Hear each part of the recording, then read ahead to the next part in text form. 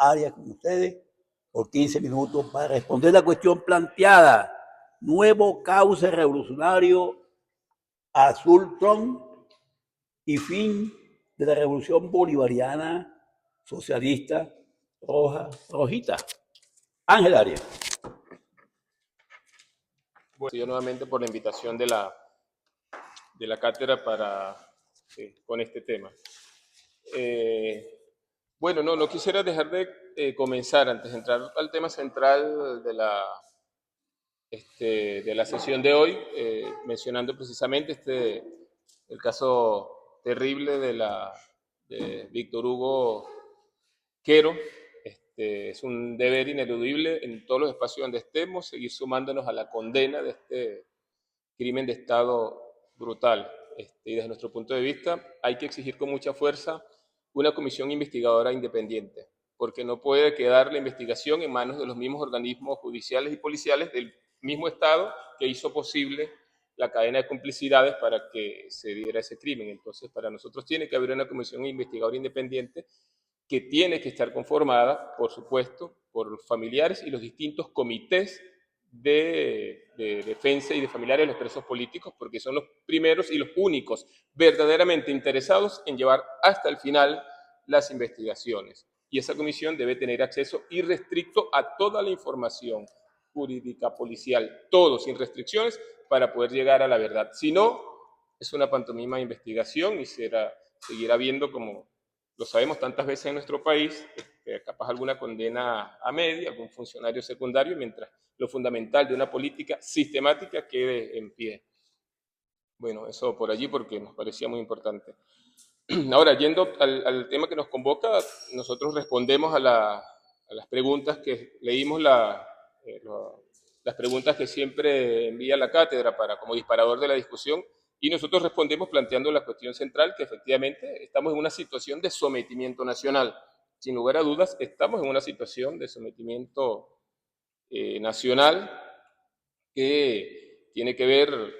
con una ofensiva neocolonial por parte del imperialismo estadounidense en el marco de una renovada disputa por el orden mundial. Estamos en una nueva situación mundial, y también tiene que ver con el colaboracionismo abyecto de quienes están al frente del gobierno, que como casta gobernante buscaron en el colaboracionismo una manera de preservarse como casta gobernante e incluso como casta económica, ¿no? Estos son elementos que nos parece importante, vamos a desarrollar ahorita, y que, de una vez lo decimos, para nosotros esto expresa la bancarrota total del chavismo. Es la bancarrota total del chavismo como promesa, como supuesto proyecto de liberación nacional, ni mucho menos de emancipación nacional, porque ha sido bajo el signo de ese mismo proyecto político que se pasó de un gobierno con elementos de cierto nacionalismo burgués, con enfrentamientos parciales al imperialismo estadounidense, se pasó a un gobierno profundamente ajustador, brutalmente represor contra los mayores populares, incluso entreguista, y luego del 3 de enero a ser ellos mismos los que administran el sometimiento nacional. Entonces, para nosotros expresa también esta situación la bancarrota total de proyectos políticos como el chavismo, ¿no? Voy a desarrollar ahora en qué sentido nos parece esto que estaba planteando. Cuando decimos sometimiento nacional, nos parece que no habría incluso, no sería necesario explicar mucho, ¿no? Pero, bueno, habrá que insistirlo porque se tiende incluso a normalizar, como a naturalizar la situación. Y la realidad es que después del 3 de enero es una derrota del conjunto de la nación, ¿no? El cuerpo económico del país está totalmente sometido a lo que dicte esta potencia imperial. Las instituciones, o sea, el Parlamento venezolano ha votado leyes a pedido de Estados Unidos. El conjunto de los diputados que están allí, bien sea oficialistas o bien sea esa posición que antes del 3 de enero algunos llamábamos colaboracionista, ¿no? Con el agregado que ahora el gobierno, el oficialismo también es colaboracionista, pero ahora colaboracionista de Estados Unidos, ¿no? Entonces, las instituciones venezolanas, el Ejecutivo venezolano, el Parlamento venezolano y a todas vistas la Fuerza Armada Nacional venezolana están subordinados a los dictámenes de Estados Unidos. El cuerpo económico de la nación está subordinado. El Parlamento venezolano vota las leyes que Estados Unidos quiere y el conjunto de las clases sociales venezolanas está bajo ese sometimiento. Sin embargo, bien lo sabemos, por supuesto, no es lo mismo la manera en la que las clases populares pueden llevar un sometimiento nacional a como las clases económicamente dominantes, que más bien históricamente fueron correa de transmisión y siempre en nuestro país se acomodaron más bien como socias menores de la dominación que históricamente hubo de los capitales imperialistas y sus gobiernos sobre nuestro país, ¿no? Dominación imperialista que no cesó bajo el chavismo, valga la pena decirlo, ¿no? Entonces, bueno, ese cuadro de sometimiento nacional, decía, tiene que ver con esa ofensiva neocolonial, ¿no? Por parte del gobierno de Donald Trump, que se inscribe en una nueva situación mundial, que lo sabemos, donde por un lado hay un declive de la hegemonía estadounidense, sin lugar a dudas, o sea, la dominación de Estados Unidos, la hegemonía estadounidense, no es para nada la misma que pudo tener después de la segunda posguerra y más aún después de la disolución de la Unión Soviética. Esa hegemonía estadounidense está en declive y como un suceso también bastante relacionado con eso, hay lo que han dado en llamar potencias revisionistas, ¿no? Hay potencias como China y como Rusia, que se proponen revisar el orden mundial y cuestionar esa hegemonía estadounidense. Tiene que ver con cambios profundos en la economía mundial, con el agotamiento del patrón de acumulación capitalista que venía, la crisis brutal de 2008 del capitalismo todavía sigue expresándose en eso, ha cambiado el peso específico de las distintas potencias y regiones en la economía mundial, y bueno, todo esto apiesta a una nueva situación mundial más convulsiva, más dinámica, donde cada vez más la violencia es la manera de resolver las disputas entre las distintas potencias capitalistas y Venezuela, y el 3 de enero es una expresión de esa nueva situación en la que la disputa entre las distintas potencias capitalistas se tiende a resolver cada vez más por la vía directa de la violencia y menos por esos los llamados mecanismos de gobernanza mundial, ¿no? Ahora, esta situación del 3 de enero que decanta en lo que llamamos sometimiento nacional, que bien pudiera decirse como dice Agustín, también lo hemos planteado, de humillación nacional, fue preparada, desde nuestro punto de vista, fue preparada por los principales polos políticos que se disputaban el control del país. Es decir, esta situación de sometimiento fue preparada, sin lugar a dudas, por el sector que se oponía por derecha a Maduro. Estamos hablando de los partidos, estamos hablando de María Corina Machado, de Leopoldo López, de Ledesma, de todos los partidos políticos que se oponían por derecha en el sentido de buscar siempre que, no solo por el programa económico y político, porque en última instancia el gobierno de Maduro terminó aplicando en gran medida el programa económico de la derecha, pero nos referimos a ese sector que igual siempre buscó que fuera de la mano de Estados Unidos cómo se resolviera la disputa nacional. Ese sector, por supuesto, que avaló sanciones contra el país, que avaló distintos mecanismos de presión extranjera, que incluso abiertamente había solicitado intervención militar. Por supuesto que ese sector prepara este sometimiento nacional, y lo preparó también el gobierno nacional. El gobierno de Maduro también es responsable en preparar esta situación de sometimiento nacional. Uno, porque precisamente este gobierno se enajenó todo el apoyo popular posible. Digo porque para nosotros es importante preguntarnos por algo que de hecho compañeros, gente de afuera del país, en los primeros días, después del 3 de enero y las primeras semanas, todavía se preguntaban y nos preguntaban qué pasa que en Venezuela, frente a un ataque, una agresión imperialista tan brutal, no hay un movimiento de masas, no hay una reacción obrera y popular en la calle. ¿Cómo es posible que frente a ese nivel de agresión imperialista no hay una reacción? Bueno, el que no haya eso, por supuesto hay que ir responsables, y en primer lugar es un gobierno que se enajenó brutalmente todo apoyo popular por su política económica antiobrera, por su carácter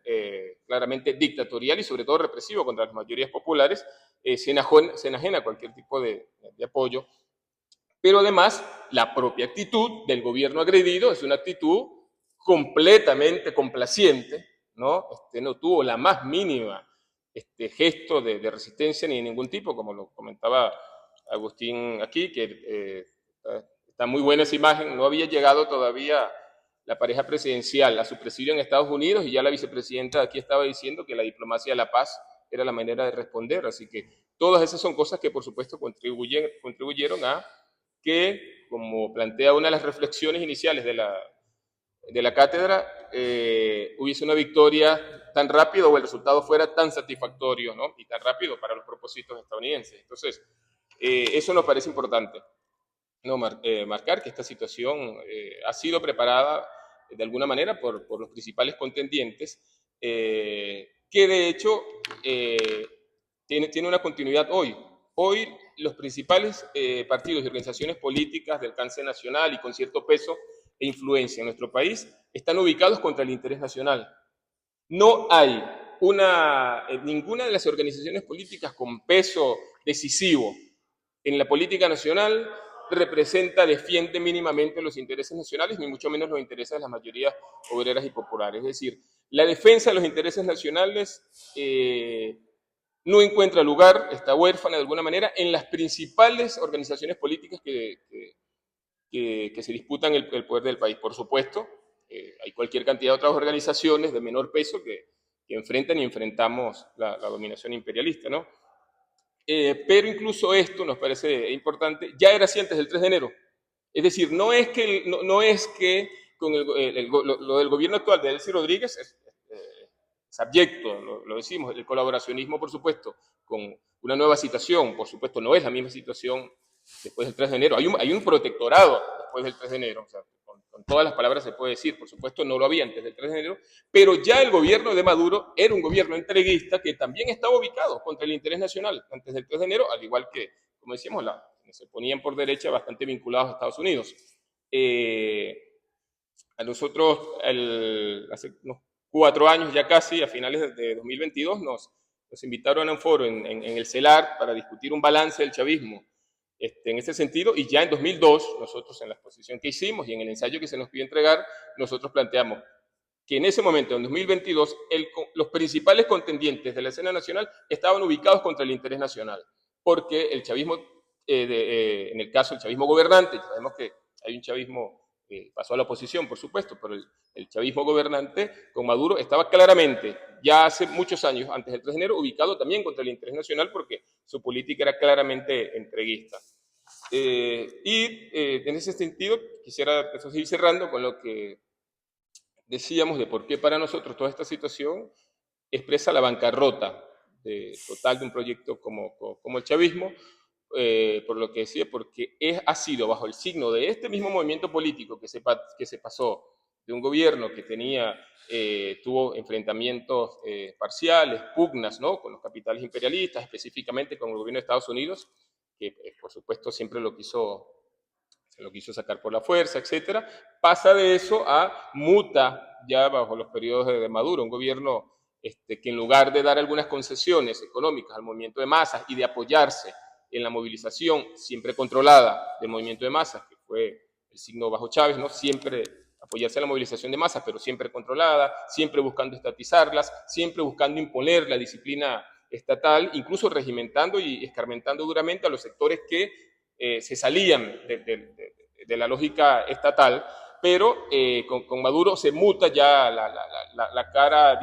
redistributivista del Estado, pasa ya a la fase represiva, un gobierno brutalmente ajustador y entreguista, y finalmente terminan administrando el sometimiento nacional. Todo eso es el chavismo. Sin negar,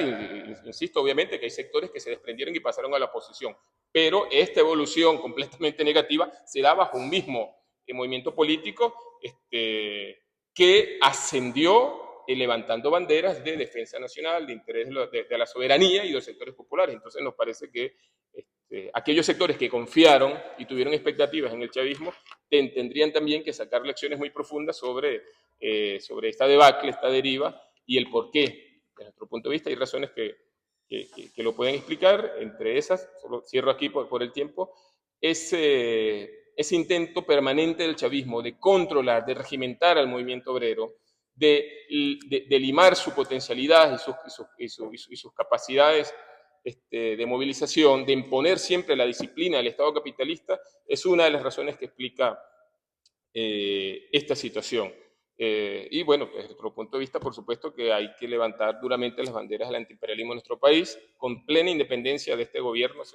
se pueden perfectamente levantar las banderas antiimperialistas, porque una de las primeras tareas políticas que en este momento en nuestro país es derrotar el protectorado que Donald Trump está imponiendo sobre el país, el control sobre sus recursos, sobre sus instituciones políticas y sobre la vida del pueblo venezolano, porque las decisiones económicas que van tomando tienen que ver con la vida y con el futuro de todos nosotros, incluyendo lo que ya preparan, que es el sometimiento financiero en función de pagar la deuda externa a costa de más miseria y precariedades del pueblo venezolano.